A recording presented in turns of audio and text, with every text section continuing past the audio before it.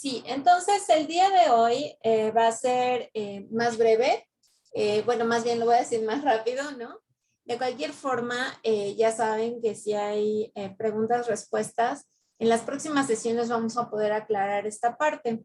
Es una parte pues muy importante para que vayan viendo y entendiendo, más bien como que esta es la meta de todas las clases previas, ¿no? Ir contextualizando de a poco para que ustedes vean cómo es que llegaron todos estos productos culturales de Corea a México y los procesos que se necesitan o que se necesitaron para poder, para que esto pudiese suceder. Iniciamos desde cosas muy básicas como cuestiones generales de Corea, ¿no? De la península, como cosas mínimas que tenían que entender.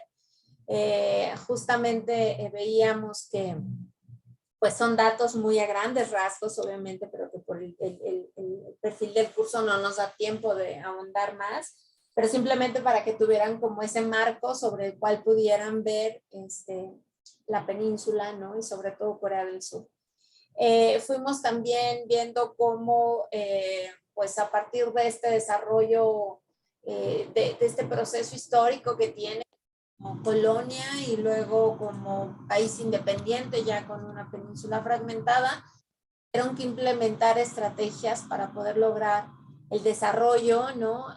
Sobre todo económico, que iba a ser como la forma en la que ellos como país iban a poder mantener su independencia, su soberanía, pues iban a poder ser autosuficientes, ¿no? Autosuficientes en el sentido de poder estructurar, poder construir un sistema económico independiente, ¿no? Propio, que les permitiera redirigir el desarrollo del país de la forma que ellos consideraran, ¿no?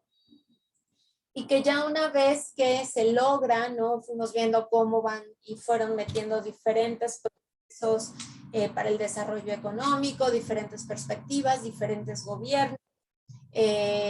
Llegamos al punto donde en la década de los 90 tienen esta crisis económica y entonces se replantean la forma en la que están llevando el desarrollo económico del país, que si bien para ese momento ya había logrado el desarrollo más importante, ¿no? Los había sacado de la pobreza, les había dado esta independencia, entonces empiezan a redirigir la forma en la que van a seguir desarrollando la economía y entonces se plantean el desarrollo de la industria cultural como una opción, ¿no? Que era viable y que habíamos también comentado que no sabían cómo iba a ir, ¿no? También les había mencionado en la clase pasada que mucho de la reacción que tienen los coreanos hacia el Hallyu mismo radica en su sorpresa, ¿no? Que nunca pensaron que el mundo los iba a consumir de la manera en la que actualmente los consumen. Y bueno, también justamente habíamos estado viendo en otras sesiones cómo a partir de ese consumo inicial que empiezan a tener con los primeros productos culturales que salen de Corea, cómo el gobierno coreano visualiza, ¿no? Lo que está sucediendo y entonces retoman el llamado Hallyu o ola coreana y montan en este fenómeno pues otros elementos, ¿no? Sacados de la cultura tradicional coreana, ¿no? De la cultura identitaria de Corea, y entonces los meten de alguna manera en este proceso de difusión y de promoción, no solamente con la intención de seguir explotando, ¿no? Y haciendo crecer la industria cultural, sino que se dan cuenta de que a partir o a través de este fenómeno también pueden reafirmar la imagen del país y tienen toda una estrategia, ¿no? que surge con el presidente Lee Myung-bak que va enfocada a reafirmar, ¿no? Reconfigurar, redefinir la marca país de Corea. Entonces se unen estos dos propósitos, ¿no? Por un lado, el interés de las industrias privadas, ¿no? De la industria cultural que están invirtiendo y promoviendo pues sus productos que generan de entretenimiento, pero a la par se une con el gobierno, con el Estado, y esos productos empiezan a ser representativos de Corea. Y esto le da al país una visibilidad mundial pues muy impresionante, que es lo que hace que hoy volteemos a ver a Corea y que hoy estemos con un curso de Corea por ahí perdido en el espacio, ¿no? Porque hay muchos chicos que son los que han sido los principales receptores, siendo los principales receptores de esos productos coreanos, han empezado a desarrollar ciertas ideas y percepciones específicas y particulares sobre Corea, ¿no? Entonces, bueno, todo eso que hemos estado explicando en el curso también nos va a servir para entender cómo es que llegan y por qué llegan a México esos productos coreanos particularmente y no otros, por qué se da en un momento y no en otro. Entonces, el día de hoy vamos a ver en esta sesión esta parte del Hallyu en México y pues bueno, solamente retomando un poco, también lo podamos ligar con el caso México, repetir que es un fenómeno que surge a finales de los 90, ¿no? Como exportaciones culturales de Corea, principalmente hacia China, donde se acuñó Hallyu, que significa ola coreana o Korean Wave,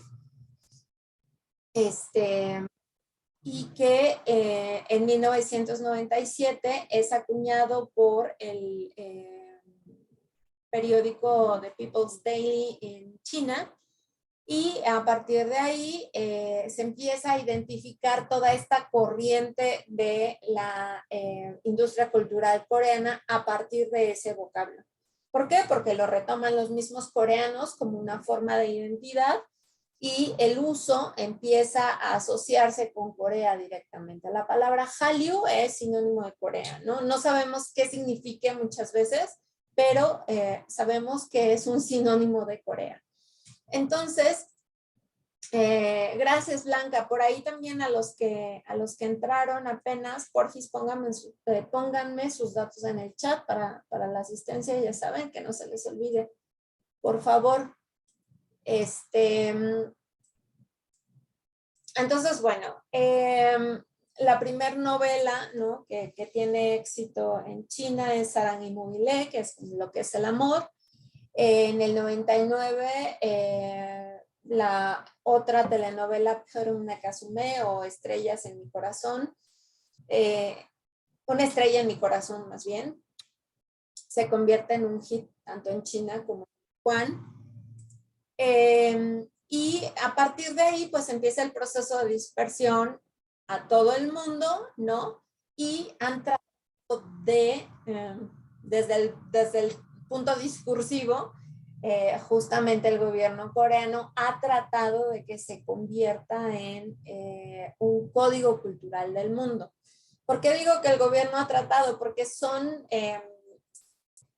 las frases, ¿no? que ellos repiten en los medios de comunicación como para tratar de reafirmar este discurso en la mente, pues tanto de los coreanos como de la gente en el exterior, ¿no? Porque al reafirmar el discurso de que es un código cultural, pues entonces la gente empieza a creer, ¿no? Empieza a decir, sí, es un código cultural, entonces pues como nos queremos identificar con Corea o con ese código, pues hay que seguir consumiendo, hay que vestir de cierta forma, hay que consumir ciertas cosas, hay que reproducir ciertas prácticas o hay que reproducir ciertos comportamientos o hay que buscar ciertos ideales que están muy afines con lo coreano, ¿no? Entonces, cuando empieza este proceso de dispersión en todo el mundo, se va dando de manera paulatina, como lo habíamos mencionado la clase pasada, primeramente en China, en Japón, Taiwán, luego va hacia países del sudeste asiático, como Vietnam, Tailandia, Indonesia,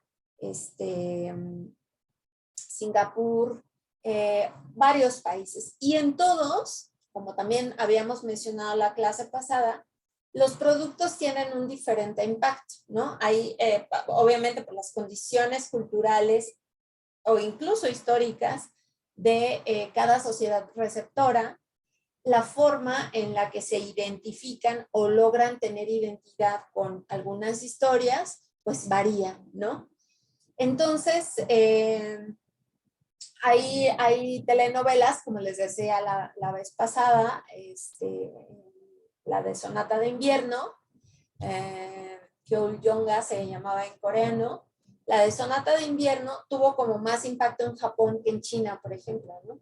Entonces depende mucho del perfil del producto, pues que va a tener impactos diferentes, ¿no?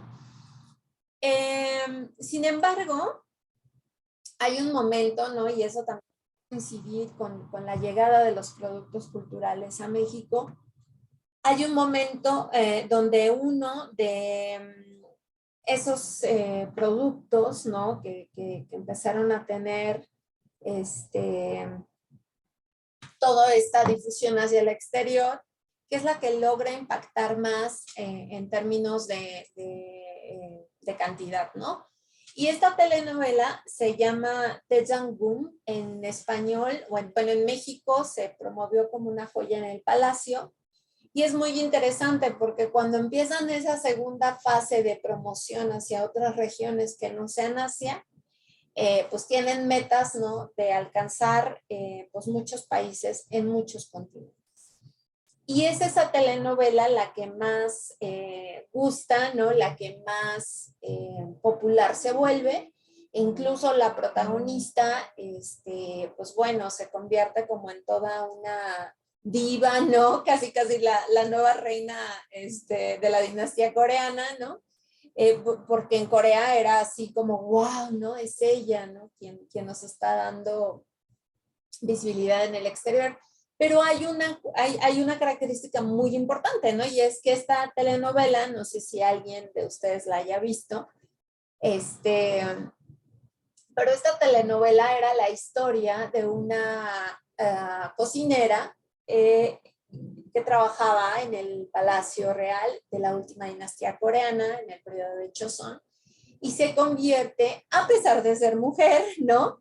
En pues en la chef favorita, bueno, en la cocinera, porque la palabra chef obviamente no se empleaba en ese momento, la cocinera favorita del rey. Y entonces solo él quiere que solo ella le cocine y entonces ella le inventa 1000 platillos y el rey vive muy feliz, ¿no? Pero, y luego, claro, terminan enamorados. Lo importante de la telenovela al final es que a diferencia de todas las demás, esa telenovela reflejaba particularmente la historia coreana, era un fragmento de la historia coreana. Y las locaciones las hicieron en una zona que incluso, yo no sé si exista todavía, pero cuando yo estaba en Corea, mi maestro coreano, mi director de tesis, una vez nos llevó al parque de Daejeongun, que era como un parque temático. Y es donde grabaron la telenovela. Y entonces estaban todos los, digamos que los edificios o las casitas, que eran como la reproducción, ¿no? Del palacio real y pues bueno, muchas otras cosas que la verdad ahora no recuerdo, pero era muy interesante porque pues era una telenovela de época, ¿no? Y entonces en esa telenovela de época, claro, ubicada en el periodo de Joseon, que fue el periodo de más auge o de más apogeo de la sociedad coreana, pues en los años del principio de la dinastía, no al final obviamente, pues reflejaba toda esa esencia realmente de la cultura coreana, o sea, la forma en la que procesaban los alimentos, los platillos, cómo se servía una mesa, la mesa tradicional, cómo, no sé, se levantaban la mano al servir el té, o cómo las mujeres debían de servir el té, o cómo debían de servir los alimentos, o cómo debías de voltearte al beber alcohol, cómo debías de ser. O sea, todos esos códigos chiquititos, chiquititos, chiquititos de la vida cotidiana de Corea que siguen vigentes, ¿no? Entonces, y claro, bueno, los vestuarios, ¿no? El vestuario del rey, de la chica, de la reina o no sé quién, ¿no? Todas estas cosas hermosas de la Corea tradicional. Y entonces esto de alguna manera tuvo esta gran popularidad porque reflejaban parte pues de la cultura coreana real, ¿no? De la tradición también.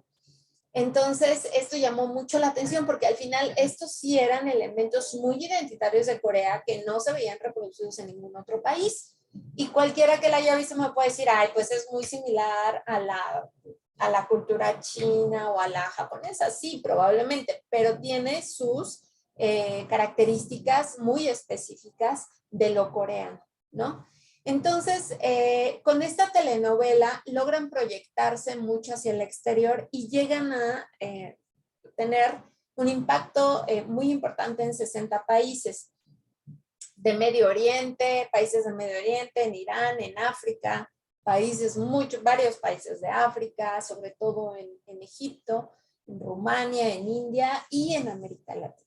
Entonces, digamos que eso hace que de alguna manera se empiece a asociar la forma tradicional o la forma de la cultura tradicional coreana con estos contenidos. Y claro, los coreanos se dan cuenta de, órale, les gustó, ¿no? Entonces realmente esto vende y realmente por acá también podemos explotar. Y entonces empiezan a producir un montón de dramas de época que sí, en su momento fueron importantes o son importantes, la verdad no llevo la pista de qué tanta popularidad tienen los dramas en la actualidad, pero también creo que empezaron un poco a rayar en la exageración, ¿no? En representar a las aparentes reinas así como casi mujeres superdotadas, ¿no? Súper estilizadas, que obvio eso en el periodo no existía, pero ni de chiste, ¿no? Y no es, o sea, no es malo, porque al final es parte de la industria, es una industria del entretenimiento. Y en esta justificación de que está hecho para el entretenimiento, pues la verdad es que cualquier crítica es diluible, ¿no? Lo mismo pasa con la industria china, ¿no? Que por ejemplo ahora está empezando también como a agarrar mucho auge porque ahora así como los coreanos copiaron el modelo japonés y el modelo estadounidense, pues ahora los chinos están copiando también el modelo coreano, ¿no? Entonces, al final, todas las industrias del entretenimiento pues están hechas para eso, para entretener, obviamente, ¿no? Aquí lo interesante no es tanto justificar que la industria haga o no entretenimiento, sino más allá del entretenimiento, cuáles son todos esos mensajes, ¿no? Que te está lanzando una industria cultural que no solamente impacta, ¿no? Para entretener, sino que impacta también en la mente y en la forma en la que configuramos ideas, y esas ideas o esos imaginarios tienen un impacto también en otras acciones como el consumo, ¿no? Entonces, bueno, Taejangum llega a América Latina y llega ahorita vamos a ver la tablita en el año en el que llega, pero básicamente en México, digamos que aunque Taejangum tuvo un gran éxito desde el 2002, ya habían llegado los primeros productos de entretenimiento coreanos. Entonces, este es el año, si ustedes se dan cuenta, pues en realidad ya son 20 años de que llegan los primeros, sobre todo telenovelas a México. Y a lo mejor, sí, hace 15 años era todavía invisible todo este proceso, de popularización, pero hoy es muy claro, ¿no? Hoy ya no hay forma de negar que existe un consumo y existe un gusto, ¿no? Por la industria cultural coreana. Y todo este proceso, ¿no? Pues les ha llevado 20 años. Los primeros dramas que se transmiten en México se transmiten a través del canal 34, que es la señal es la señal estatal del Estado de México, ¿no? Es como la señal abierta, ¿no? La señal del gobierno, pero del Estado de México. Y en México al final tiene toda esta difusión porque pues el Canal 34, justo en el año en el que llega los productos de entretenimiento coreanos, empieza a tener un espectro de difusión mucho más amplio y llega a muchos estados, obviamente incluyendo a la Ciudad de México. Y justamente es en el año o en el periodo en el que el señor Peña Nieto estaba de disque gobernador, ¿no? Y entonces se empiezan a dar promoción de estos productos. Pero también aquí hay un dato muy interesante. Ahorita lo vamos a hablar más adelante, pero estos productos tampoco crean que los compró el Canal 34. Fueron donados, ¿no? O los prestó, los brindó el gobierno coreano, que había comprado derechos de algunos de estos productos que habían tenido mucho éxito en China. Y fueron las embajadas, porque todavía no existían los centros culturales en ese momento, fue a través de las embajadas que se empieza a buscar la forma de difundir estos productos. Entonces, obviamente, por ejemplo, si pensamos en la situación de México, en este año, cuando llegan estos productos coreanos, pues sí, o sea, todavía estamos hablando de un sistema de televisión consolidado, monopolizado por Televisa, ¿no? Bueno, predominantemente, ¿no? Dominado por Televisa y por Televisión Azteca. Todavía en esa época las plataformas no tenían la popularidad que tienen hoy, ¿no? Y que es lo que de alguna manera tanto las plataformas como pues las redes le han quitado fuerza a las televisoras, ¿no? A los medios de comunicación tradicionales que nosotros conocimos. Porque claro, si hablamos de medios de comunicación tradicionales, también podríamos hablar de no sé, de lo que vivieron nuestros abuelos, ¿no? Con telegramas, o entonces depende del periodo en el que estemos hablando, ¿no? Que eso tradicional hace referencia a ciertas cosas. Entonces, particularmente en esta época, pues la televisión era lo más fuerte que existía. Y también hay que mencionar que en estos años, pues Televisa era dueña prácticamente pues de toda la producción de contenidos de entretenimiento que se hacían en México, en el sur de Estados Unidos, y tenía un dominio muy, muy, muy marcado en toda América Latina. Entonces, si pensamos fríamente y decimos, bueno, si era la intención dar difusión a los productos coreanos, pues ¿por qué por Televisión Mexiquense y no por Televisa, no? Y pues bueno, la respuesta es muy fácil. Las negociaciones se intentaron, pero a Televisa no le interesaba meter productos pues que no hiciera ella misma, porque el negocio de este tipo de productos está en hacerlos, ¿no? No tanto en difundirlos. Con Televisa y TV Azteca se unen pues estos dos elementos importantes, que es la producción y la transmisión. Entonces todo el dinero, ¿no?, que se genera se queda en sus manos, porque aunque usan una señal pública, pues nosotros como mexicanos no vemos un peso de eso, ¿no? Por las formas en las que antes se hicieron las cosas, especialmente con estos medios. Entonces, pues, ¿por qué no en Televisa, no? Que hubiese sido como una difusión mucho más fuerte, mucho más, hubiera alcanzado mucho más lugares. ¿Y por qué por Canal 34? Pues porque es donde encontraron el espacio para hacerlo. Justo esta es la respuesta. Ahí fue donde les dijeron, pues esto gratis. Ah, es gratis, bueno, pues tráemelo, ¿no? No sé si sirva de algo el dato, ¿no? Del tipo de gobierno que estaba en ese momento en el Estado de México, porque digo, el de hoy tampoco es muy diferente. Pero al final empiezan a promoverse este tipo de productos coreanos a través de la señal de Canal 34.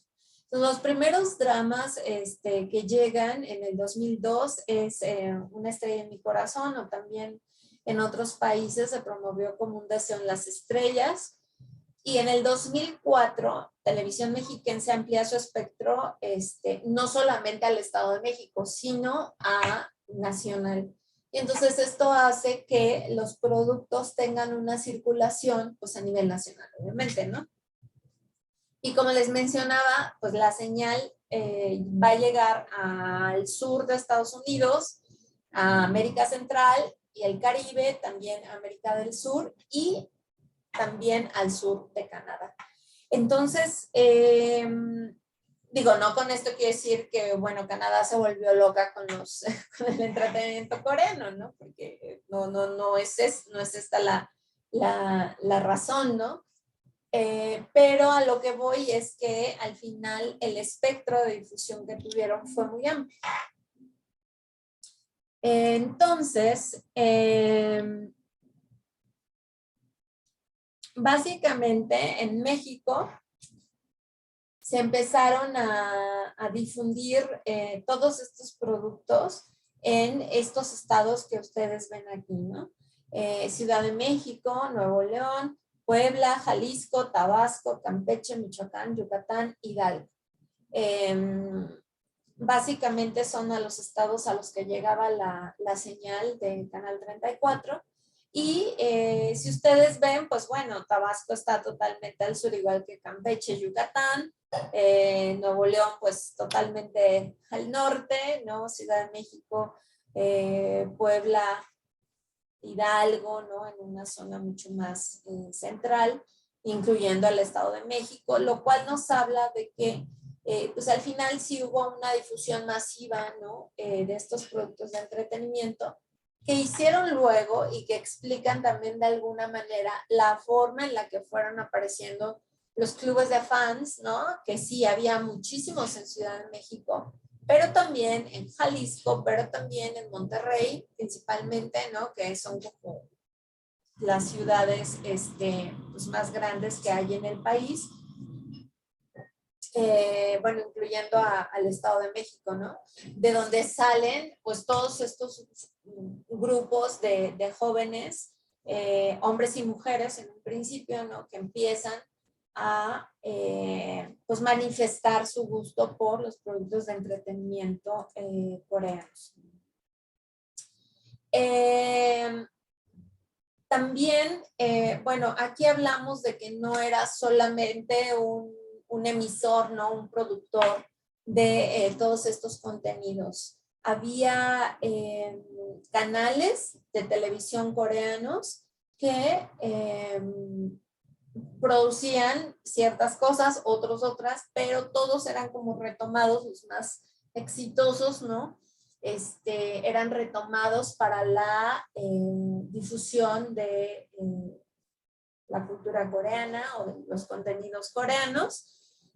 Y también eran productos que a lo mejor yo pienso, pues viendo, ¿no? Con el tiempo, que en ese momento solo los tomaban por la fama, como que no era tan cuidado otros aspectos que hoy cuidan, ¿no? Ahorita que llegué a la película, creo que se los comenté en la clase pasada, sobre una película que a mí me gusta mucho. Ahorita se los voy a comentar otra vez, que posteriormente empezaron a cuidar un poco más cuáles contenidos salían del país, ¿no? Cuáles eran mejores para la promoción de la imagen del país, etcétera. Entonces, bueno, de MBC, que es Bunhua Broadcasting Corporation, llegaron Una estrella en mi corazón, que es esta de acá, Todo sobre Eva, que es esta de acá, La joya en el palacio, que es esta que les estaba diciendo, que era una telenovela de época. Obviamente ella es la protagonista, ¿no?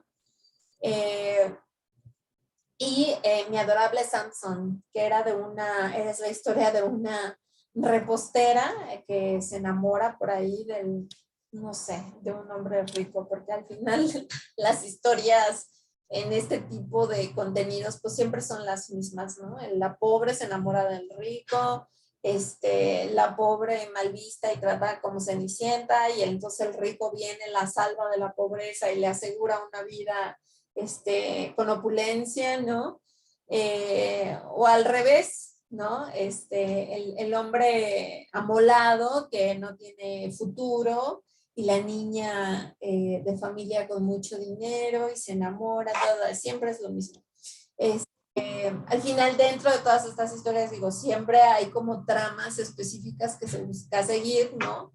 Que son las que las hacen atractivas para el público. De KBS o Korean Broadcasting System llegó Sonata de Invierno, que es esta que está acá, esta Kyoryonga. Es la que tuvo muchísimo éxito en Japón, y este es el actor que, bueno, se volvió casi el dios, ¿no? de las mujeres japonesas. También llegó en el 2006 Sin Aliento, y en el 2008 El diario de las hermanas, que hasta donde sé en México también tuvo muchísimo impacto. También de SBS o Seoul Broadcasting System, Escalera al cielo, ¿no? Que también pues gustó mucho en el público mexicano. Les estoy hablando de los inicios de Hallyu. Obviamente, si hiciera una lista de todo lo que se ha consumido desde esa primer llegada de Hallyu a México, pues bueno, las listas ya serían grandísimas, porque hay muchísimos productos que han transitado, unos a través de televisión, pero otros a través de las redes. Entonces ya es muy diverso, ¿no? El contenido, incluso hasta donde tengo entendido, algunas de esas telenovelas que pasaban por Canal 34 fueron tan exitosas que las volvieron a pasar en otro año, ¿no? Porque la gente, según datos, ¿no? De personas que entrevisté, pues la gente les pedía por correo electrónico que volvieran a pasar determinadas novelas que les habían gustado mucho y que las querían volver a ver, y que no sé qué.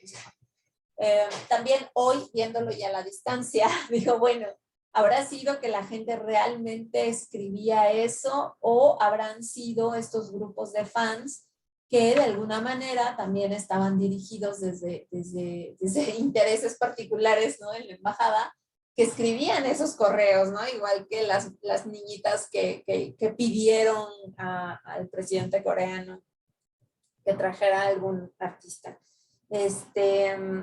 Hoy es como, son elementos que uno se tiene que cuestionar, ¿no? También. Y esto no le quita ni fuerza, ni impacto, ni realidad al fenómeno, ¿no? Al movimiento del Hallyu. Al final ahí está y se sigue consumiendo. Pero bueno, entonces, en este mismo periodo, a la par que llegan estas telenovelas, también vienen estos otros productos que son películas. Principalmente, ¿no? Se proyectan a través de Canal 11, de Canal 22 y de la Cineteca Nacional, que son los canales que nosotros incluso hoy catalogamos como canales culturales. Y también esto responde mucho al por qué, de alguna forma, el cine coreano se empezó a percibir en México como cine de arte. ¿Por qué? Pues porque pasaba en estos canales donde, aparte, ¿no? Sabemos que no solo cine coreano, sacan cine bueno, bueno, ¿cómo explicar? Bueno, malo, es tan relativo, pero bueno, este cine que se cataloga como de calidad no tan comercial, ¿no? Pero que tiene historias mucho más sólidas o mucho más interesantes, con mucho más impacto social, ¿no?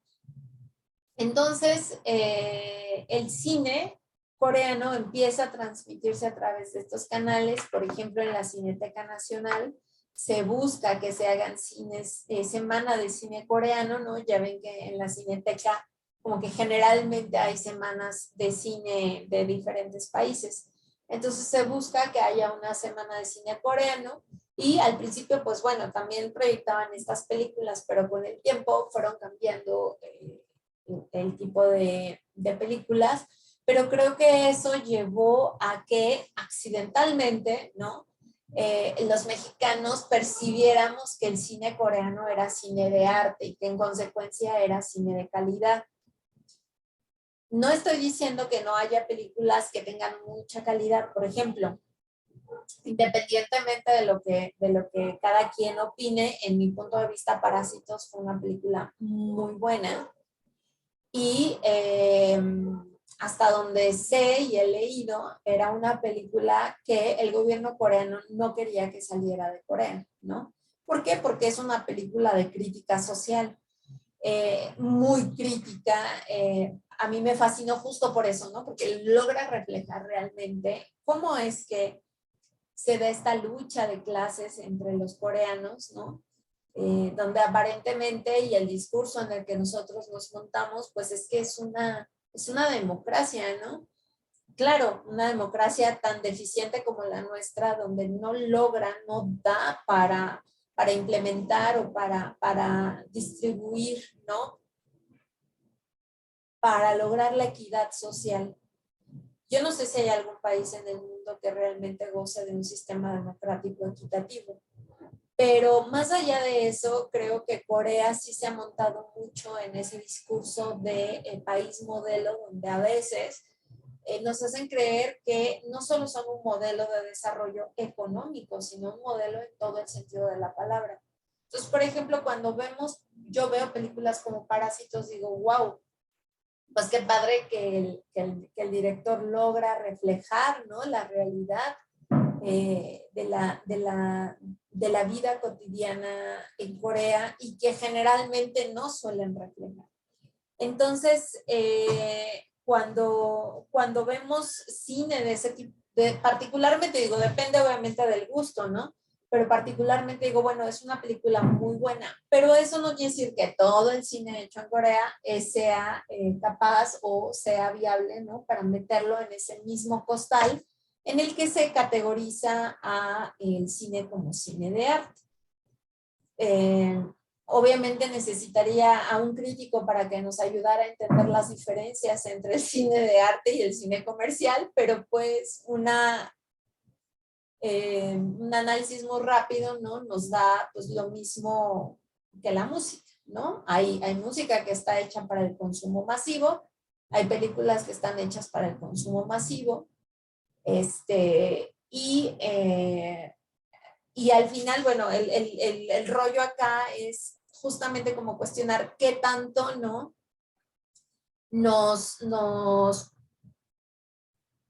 estuvimos predispuestos a pensar que todo el cine coreano era cine de arte justo porque las primeras películas tuvieron como ventana de difusión estos tres plataformas que en México sí nos eh, inducen a pensar que pues, una película es buena, ¿no? Entonces, bueno, eh, las primeras películas que se transmiten son Todos los caminos llevan a casa, Samaria, Las estaciones de la vida y Oldboy, ¿no? Y justo esta, la de Chiburo, esta película les mencionaba la clase pasada, que personalmente me gusta mucho. Y pues las primeras veces que la vi justamente fue en Canal 11 y es una de mis películas coreanas favoritas. Entonces, una vez estando en un evento al que me invitaron de la embajada, era un evento sobre los descendientes de coreanos en México.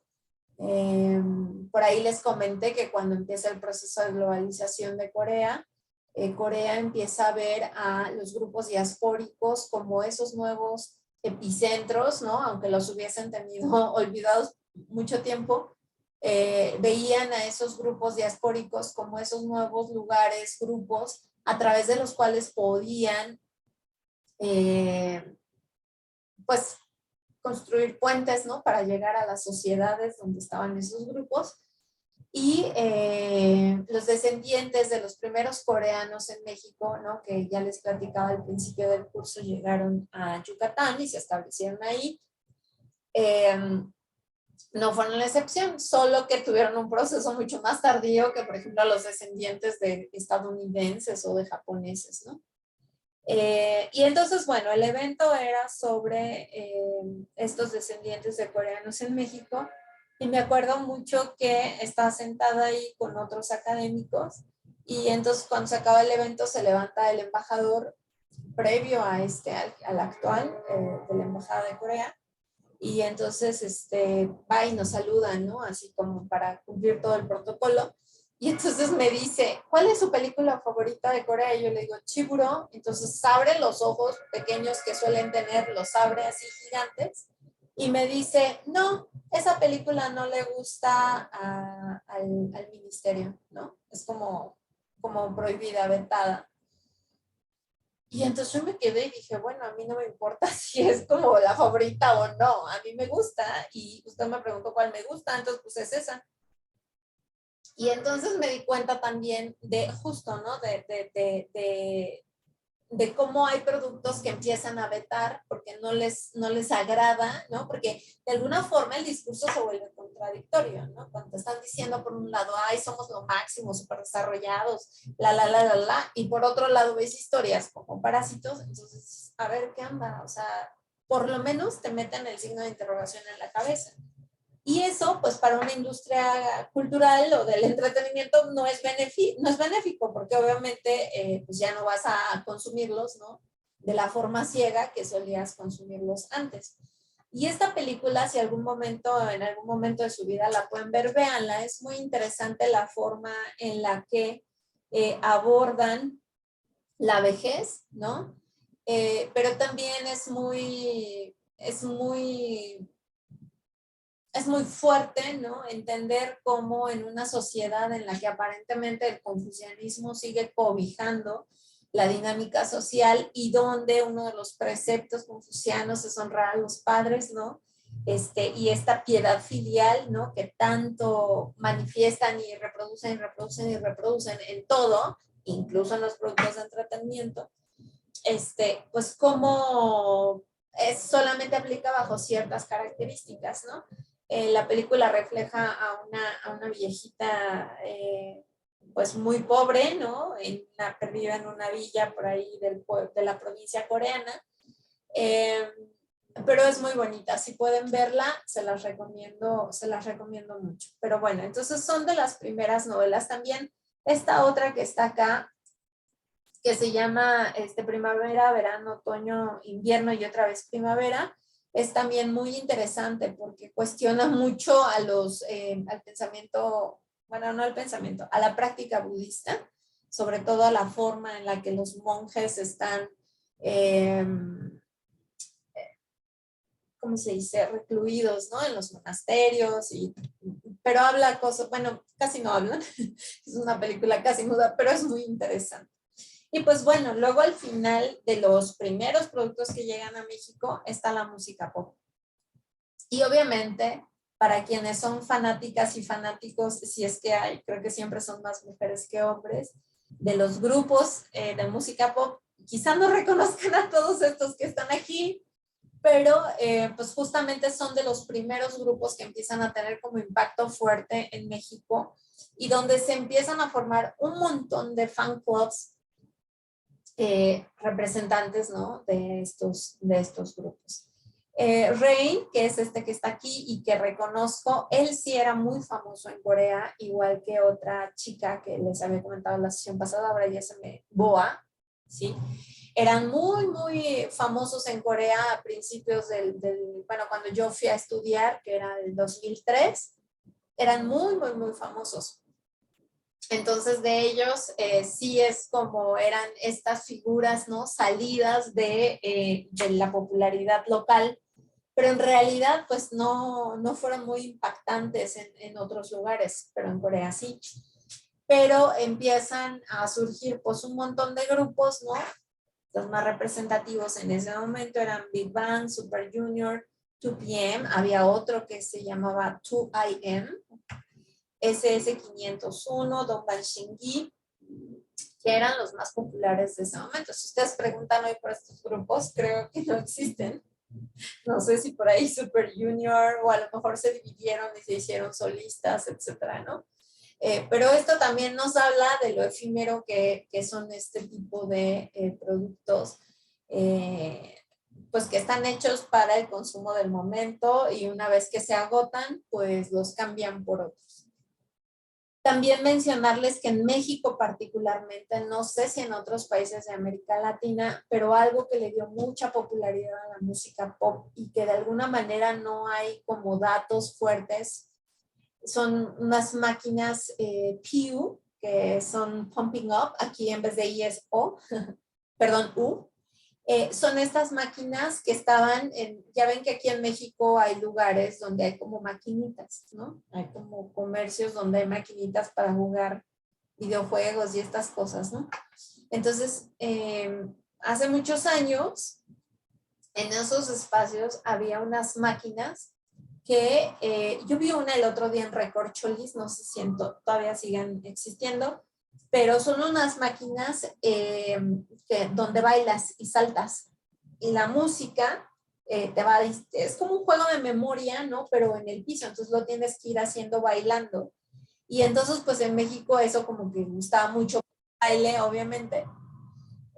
Pero lo interesante de estas máquinas es que tenían software coreano, o sea, todas las canciones de las máquinas coreano. Entonces, los chavos en el rollo de memorizar los pasos y identificar cuándo iban a cambiar los pasos para ganar el baile, pues fueron consumiendo la música coreana también, ¿no?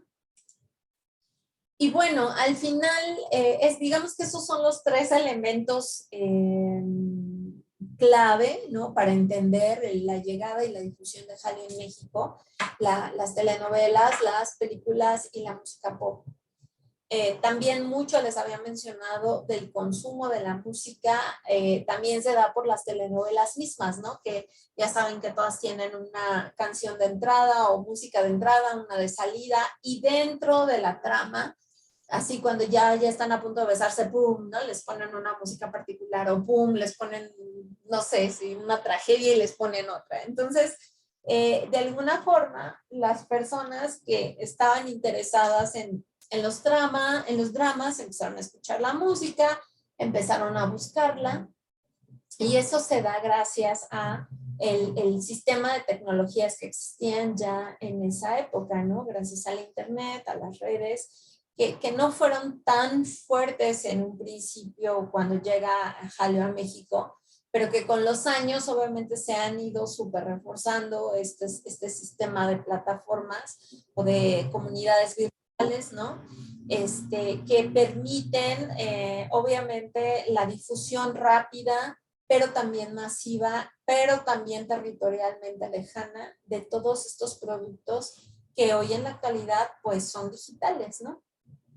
Entonces, tanto la tecnología como las redes, como los grupos de fans que se van formando, yo creo que en México, particularmente en el caso de México, esos grupitos de fans que se fueron formando y que fueron apoyados por la embajada, ¿no?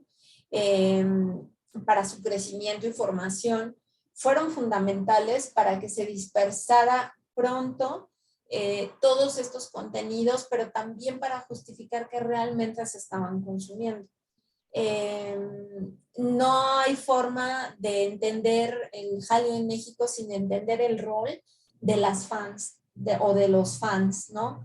Que ayudaron como instrumentos individualizados a difundir, a explicar a sus amigos, a sus familias, a sus primos, a sus sobrinos qué era esto y eso le dio una difusión pues gratuita, ¿no? A toda esta ola coreana. Bueno, gratuita entre comillas, ¿no? Porque por ahí les apoyaban con eventos y fiestas para sus artistas y no sé qué tanta cosa desde la embajada. pero digamos que si hubiésemos sacado el costo de lo que implicaba toda esa difusión, pues podríamos decir que fue casi gratis, ¿no? También temas como la calidad, ¿no? Siguen teniendo una calidad pues alta que hace que el producto sea atractivo, los productos sean atractivos y pues también los mensajes, ¿no? Que emiten a través de todos estos productos, que bueno, lo vamos a ver más a detalle en la siguiente sesión. Pues es lo que le da respaldo a todo este proceso de difusión o permite que se haga todo el proceso de difusión. Esto, chicos, lo vamos a ver en la siguiente sesión. Lo vamos a dejar y a partir de aquí vamos a arrancar el análisis del consumo específico del Hallyu en México, ¿no? Entonces, bueno, por hoy lo vamos a dejar.